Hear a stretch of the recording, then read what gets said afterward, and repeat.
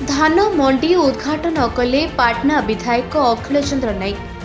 पाटना केउंझर जिला पाटना ब्लॉक अंतर्गत केंदेपसी लाम्स रे खरीफ 2025 और 26 धान संग्रह व्यवस्थार धान मंडी उद्घाटन कार्यक्रम केंदेपसी लैम्स परिचालना निर्देशक सुमंत बारिकों सभापतित्व अनुष्ठित हो कार्यक्रम में मुख्य अतिथि भाव मान्यवर विधायक पाटना अखिल चंद्र नाइक, मान्यवर विधायकों पाटना ब्लॉक प्रतिनिधि कमलाकांत दास, एसआरसीएस केउंझर सर्कल सुशील कुमार नाइक, ब्लॉक जोगणा निरीक्षक दिव्यराज भुई, केंदेपसी सरपंच मीनाक्षी नाइक, चकुंडफल सरपंच रक्षामणि नाइक, ओडिशा कुडुमी सेनार राज्य उपसभापति मित्रभानु महंत, केंदेपसी समिति सभ्य प्रदीप कुमार नायक, केउंझर केन्द्र समवाय बैंक पाटनार शाखा परिचालक दिलीप कुमार प्रधान, भाजपार वरिष्ठ कार्यकर्ता मित्रभानु नायक अतिथि भाव योगदान करथिले।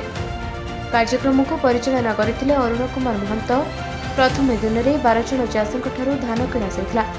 ଏହି କାର୍ଯ୍ୟକ୍ରମରେ କେନ୍ଦେଇପସି ପଞ୍ଚାୟତ ସ୍ତରୀୟ ମହିଳା ଗୋଷ୍ଠୀର ସିଆରପିସିଏମ୍ ଏମ୍ବିକେ ମହିଳା ସ୍ୱୟଂ ସହାୟିକା ଗୋଷ୍ଠୀର ମାମାନେ ସହଯୋଗ କରିଥିଲେ।